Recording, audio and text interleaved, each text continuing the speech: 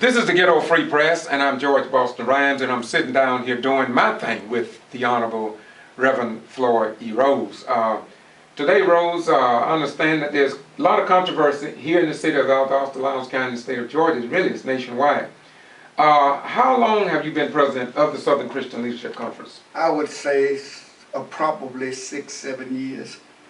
Before that, I was president of the People's Tribunal, which was a local civil rights group, and then that civil rights group was dissolved at the request of the people in Atlanta into the Valdosta, Lowndes County chapter of the Southern Christian Leadership Conference.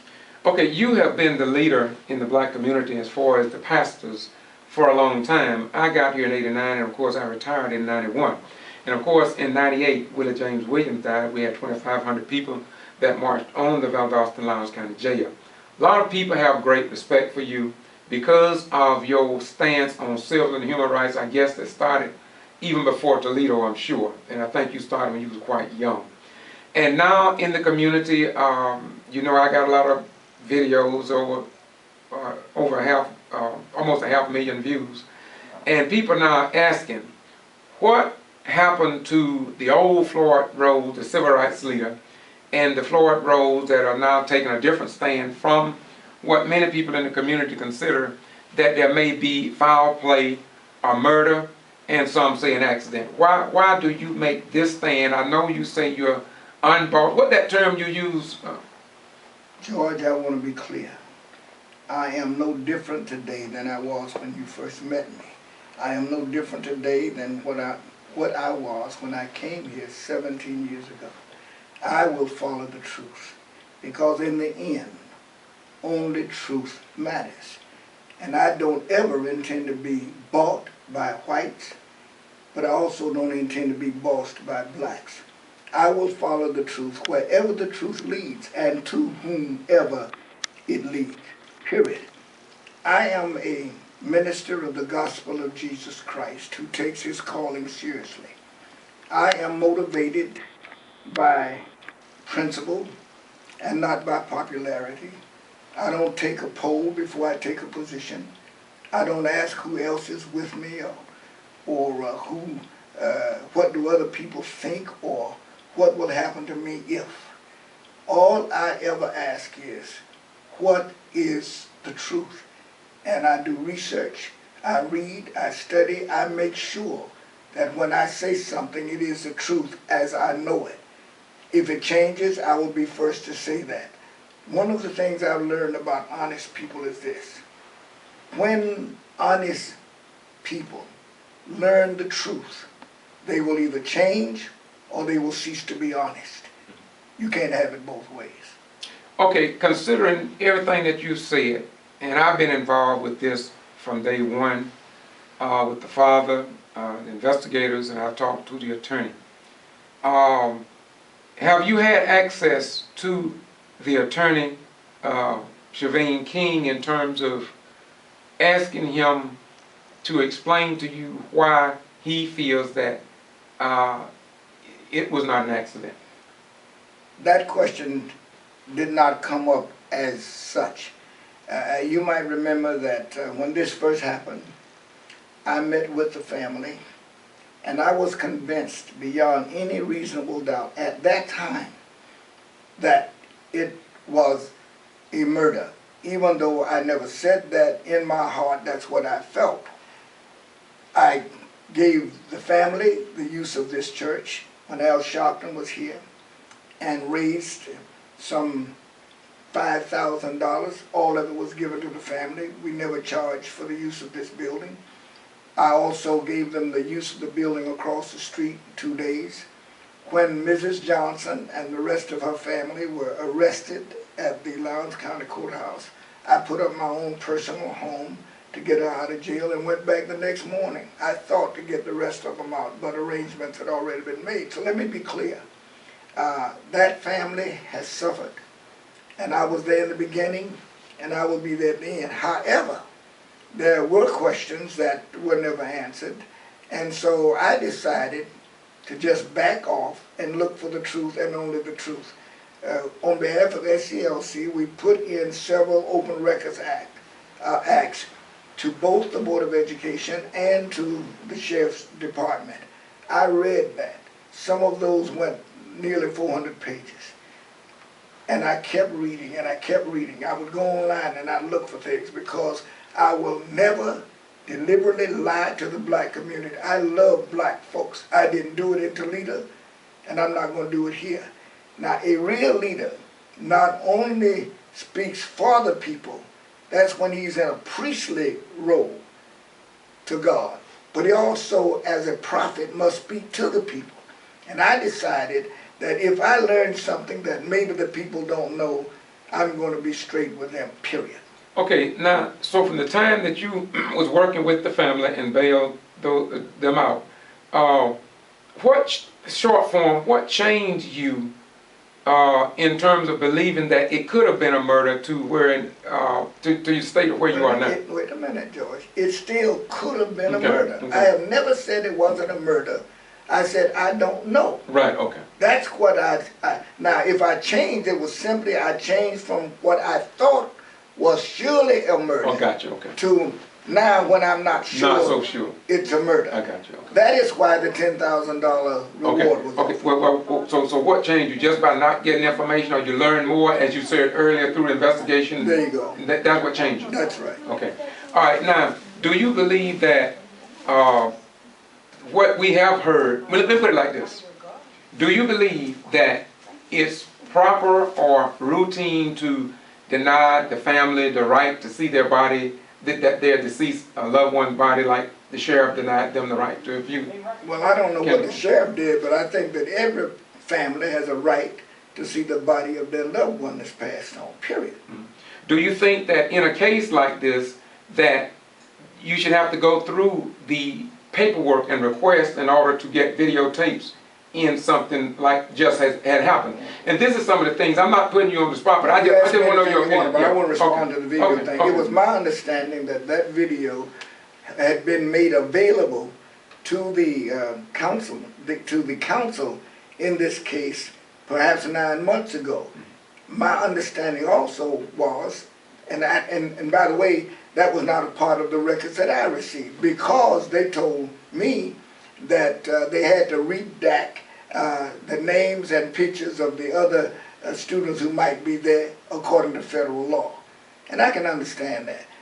But they also told me that they could get that the council could get that information if they got permission from a judge, and I understand that on yesterday they got that, and I'm glad to see that. Okay. Many other questions have arisen, but to you, do you think, considering your history and what you have gone through in your civil rights struggle, as well as being the president of the NAACP up in Toledo, am I correct? Sure. That's correct. That you don't believe that the G.B.R., the school superintendents, and all these agencies, you don't think that it's possible for a cover-up to exist because it just entails too much? I never said that. Okay. I want you to say what I said, Okay. George. I said that for there to have been a cover-up, that means that the district attorney, the coroner, 6 agents from the G.B.R., the medical examiner, all of the forensic scientists who examine and analyze the evidence in this case, the medical examiner and everybody connected to his office and to her office in Macon would have to be part of a mass conspiracy to cover up a murder that nobody has yet proven existed, and that they will be willing to risk their jobs, their reputations, their retirement, and indeed prison. Now, if you had asked me that in the 1960s, I would have said, well, yeah, probably. But in this day of whistleblowers, where people will tell on their own mothers, and especially if there's money involved, then it's difficult for me to believe that in the absence of any credible evidence that he was murdered. And I'm telling you, that is what I did not find, based on my own investigation. Now, maybe C.B. King may know something I don't know, but here's what I did do. When I offered the reward, I spoke to C.B. King, He thought it was a great idea, said that he needed to run it past the Johnsons. And then he did call me back later and say that the Johnsons didn't want it, and when I asked him why, we talked about that for a while. However, this is bigger than the Johnsons now. This whole community is divided. Blacks against blacks, whites against whites, whites against blacks.